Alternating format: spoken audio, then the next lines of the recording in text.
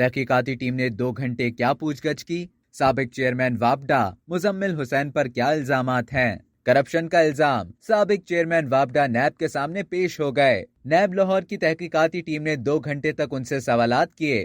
سابق چیئرمین وابڈا نے کہا کہ نیب نے جو پوچھا بتا دیا، کوئی سوال نامہ نہیں دیا گیا۔ نیب لاہور نے تربیلا 4 پروجیکٹ میں $753 ملین کی کرپشن کی شکایت پر سابق چیئرمین وابڈا جنرل ریٹائرڈ مزمل حسین کو طلب کیا تھا، جس پر سابق چیئرمین وابڈا نیب کی تحقیقاتی ٹیم کے روبرو پیش ہوئے، جہاں پر ان سے 2 گھنٹے تک پوچھ گچھ کی گئی۔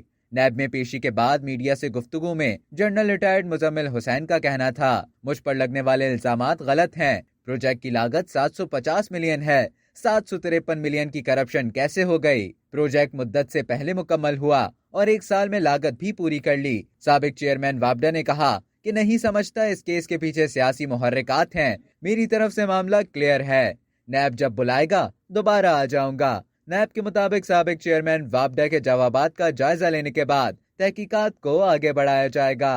اب تک کے لیے اتنا ہی۔ مزید خبروں اور نیوز اپڈیٹس کے لیے ڈیلی جنگ کو سبسکرائب کریں اور بیل آئیکن پر کلک کریں تاکہ تازہ ترین ویڈیوز کا نوٹیفیکیشن آپ کو بر وقت موصول ہو۔